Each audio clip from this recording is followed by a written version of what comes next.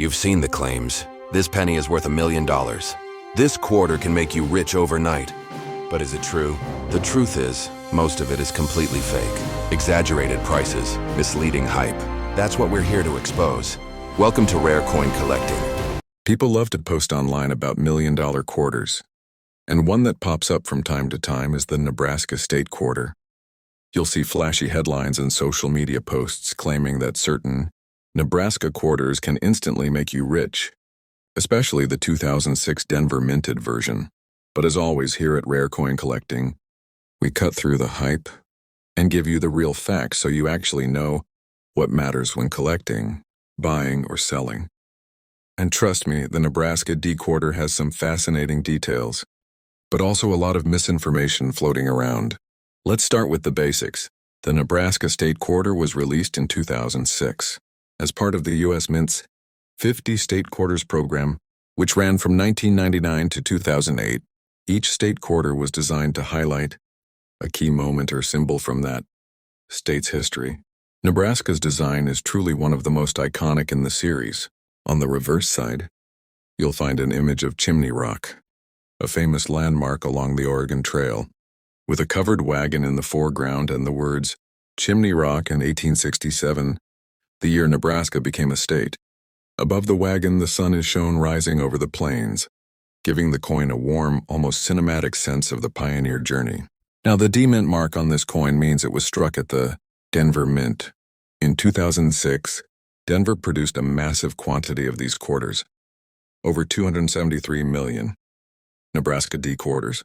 That's an enormous mintage, which means the average circulated example is not rare at all. If you've got one from Pocket Change, odds are it's worth exactly 5 cents unless it has something truly special about it. And that's where varieties and condition come into play. One of the most important things to know about the Nebraska D Quarter is that while no major, famous double die varieties have been confirmed for it, there are some minor die chips and die cracks that can make the coin more collectible. One of the more talked about die breaks is the extra leaf style chip on the wagon or sunburst area. These aren't like the Wisconsin extra leaf quarters that can bring serious money, but they still catch the eye of variety hunters. However, the real money for Nebraska D quarters comes from coins in exceptional condition, especially those graded MS67 or higher by PCGS or NGC. Why such a jump in value at those grades? Simple. Out of hundreds of millions minted, very few have survived without scratches, bag marks, or signs of wear. Coins straight from mint rolls or bags can still show contact marks from hitting other coins during production. Finding a Nebraska D that's nearly flawless is extremely tough. Auction records show that superb gem. Nebraska D quarters have sold for hundreds of dollars, and the very top-graded examples can bring over $1,000. That's not because of some magical rarity, but because registry-set collectors, people who compete to own the best examples, are willing to pay a premium for perfection. Let's talk about how to tell if you have one worth sending in for grading. First, check the surfaces under good lighting. You want a blazing luster, sharp strike, and no noticeable nicks or spots. Look closely at chimney, rock, and the wagon's details in a weak strike or flat areas will lower the grade. The edges should be sharp, and the fields, the flat background areas, should be clean and reflective. If you see deep marks, dull luster, or wear on Washington's cheek or hair, it's probably not going to make the cut for top registry grades. Now about buying and selling. If you're buying Nebraska D quarters for investment, avoid paying big money for common circulated coins. They're everywhere. Instead, focus on certified high-grade examples from trusted grading companies. If you're selling, your best bet is to submit a truly top-quality coin to PCGS or NGC before putting it on the market. Buyers are much more confident paying premium prices for coins with an official grade. And if you're looking for raw coins, buy them from reputable dealers who know how to spot the difference between an MS64 and an MS67, because that difference can mean hundreds of dollars in value. As for cleaning, absolutely avoid it. Cleaning a coin will destroy its natural surfaces and instantly lower its value, even if it looks shiny afterward. Collectors want original luster, not polished metal. If a coin is dirty, Leave it as is, and the grading companies would much rather see a little natural toning than the telltale scratches of cleaning. So, what's the takeaway here? The 2006 Nebraska D Quarter isn't going to turn your change jar into a fortune, but in the right condition, it can be worth far more than face value. Don't fall for viral clickbait. Instead, learn what makes a coin truly valuable. Condition, eye appeal, and the hunt for top registry pieces are where the real money is. And that's exactly the kind of knowledge we share here at Rare Coin Collecting, helping investors, collectors, buyers, and sellers focus on the facts, not the hype.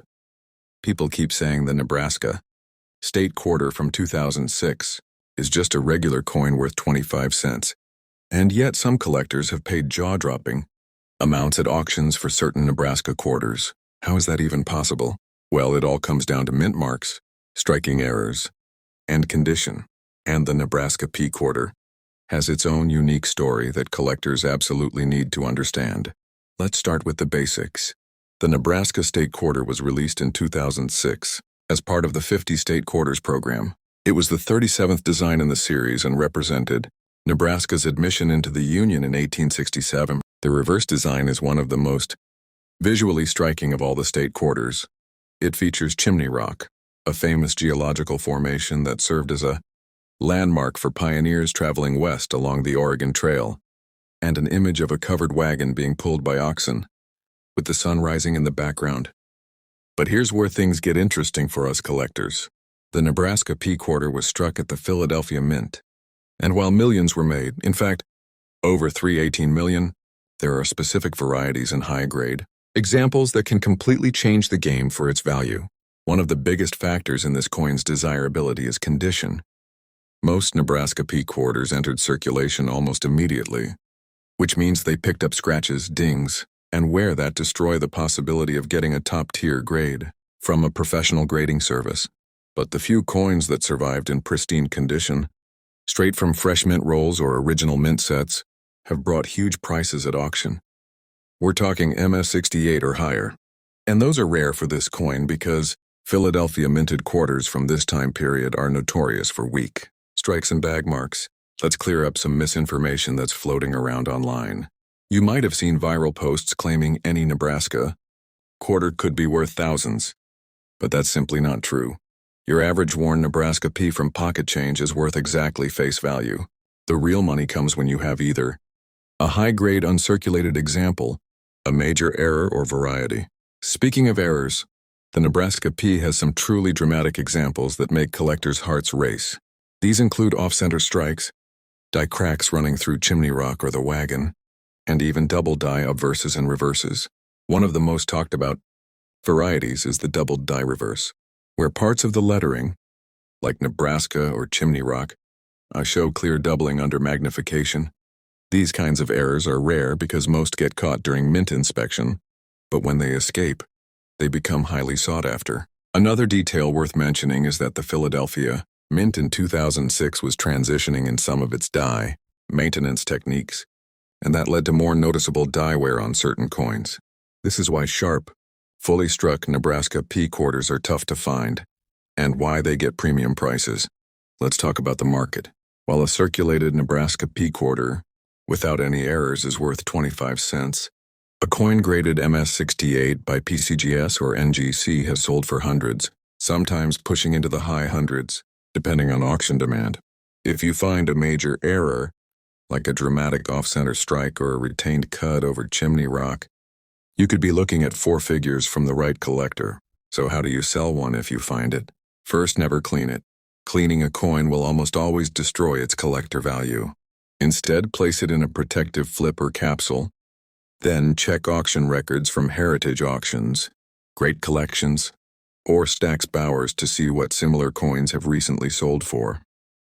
If it's an extremely high grade or an error coin, sending it to a professional grading service like PCGS or NGC is the smartest move.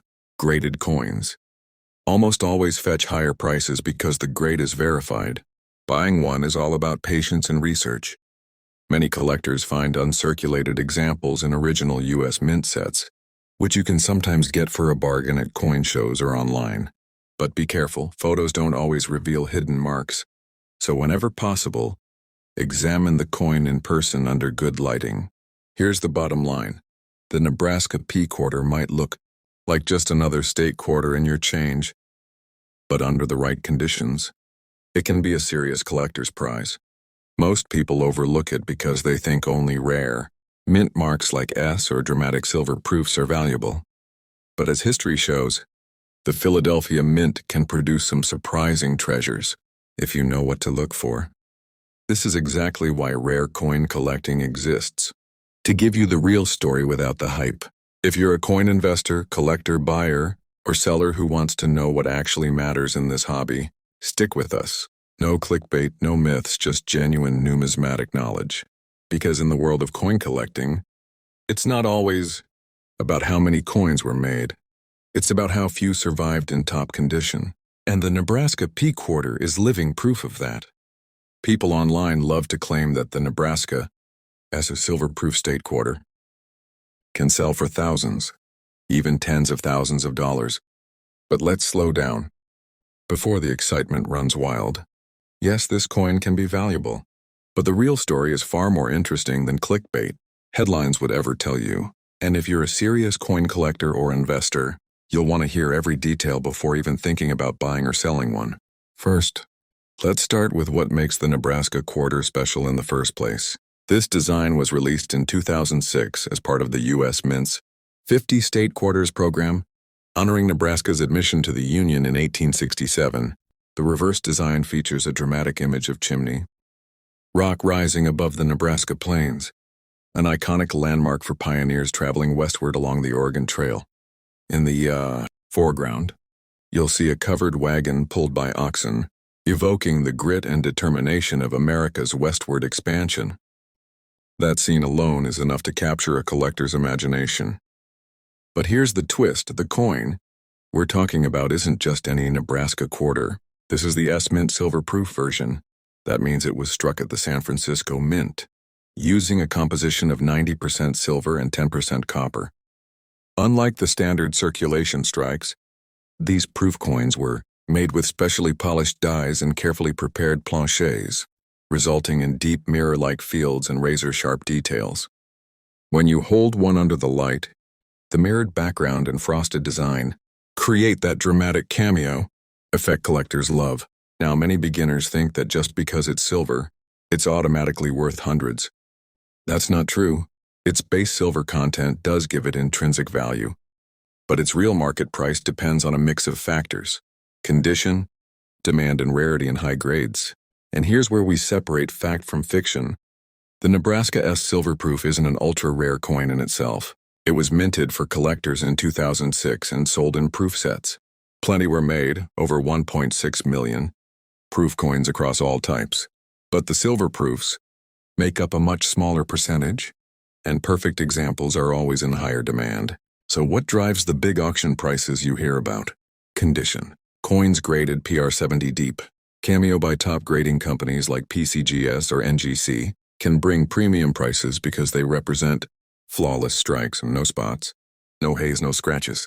Lower grade proofs, even though still beautiful, won't command those numbers. That's why some collectors pay significantly more for certified coins. But there's another wrinkle: error varieties. While proof coins are made with extreme care, mistakes still happen. A Nebraska S silver proof with a dramatic minting error, like a double strike, off-center strike, or major die clash, can bring prices well above the standard range. These are rare, but they're out there, and the combination of silver-proof quality plus an error can make a coin highly desirable. Now let's talk market reality. If you find one raw, meaning not graded, and it's been sitting in its original proof set since 2006, you'll want to inspect it carefully under magnification. Look for haze, spots, or toning that could lower its grade. If it looks flawless, it may be worth sending to a grading service. But keep in mind the cost versus the potential sale price. Grading fees can eat into your profits unless you're confident it will achieve a top grade. As for selling that, you have several routes. Online marketplaces like eBay reach a wide audience but require high-quality photos and honest descriptions. Coin shows and local dealers offer in-person transactions but may not pay top retail prices, since dealers need their own profit margin.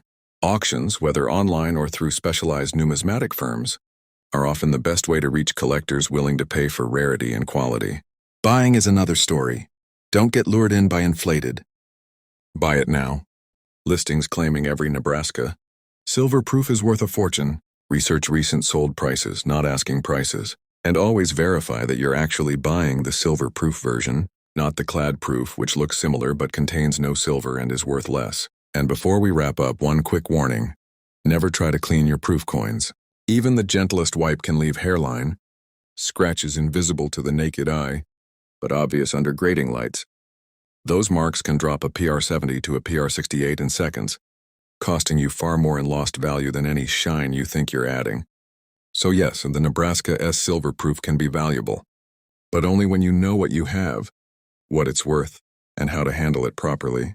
That's the difference between being just a coin owner and being a true numismatist. If you're a coin investor, collector, buyer, or seller, and you're serious about knowing what actually matters, then rare coin collecting is the channel for you. We're here to cut through the hype and give you real, authentic coin knowledge you can use. Stick around because in our next video, we're diving into another state quarter that's surrounded by even more myths than this one, and you won't want to miss the truth. If you've been scrolling through coin forums or watching viral videos, you've probably heard the hype. The Nebraska Quarter could make you rich. Some claim these coins sell for thousands, just because they're from a proof set or have an S mint mark. Well, that's not exactly how this works. Today, we're digging into the truth about the Nebraska S-clad State Quarter. And by the time we're done, you'll know exactly why some collectors pay more for it, and why most examples are worth only a modest premium. Let's start with a little backstory. The Nebraska Quarter was released in 2006 as part of the U.S. Mint's State Quarters program, which ran from 1999 to 2008. Each state got its own unique design, and Nebraska's is one of the most striking. The reverse shows a pioneer wagon headed west across the plains, with Chimney Rock in the background, a famous landmark along the Oregon Trail. This design captures a moment in America's westward expansion, honoring the grit and determination of the people who crossed the Great Plains in search of a new life. Now, the S mint mark is the first thing that makes this coin different from the Nebraska quarters you find in circulation. The S tells us it was struck at the San Francisco Mint, but here's the key. In 2006, the San Francisco Mint didn't make coins for everyday use. It only produced proof coins, which were specially made for collectors.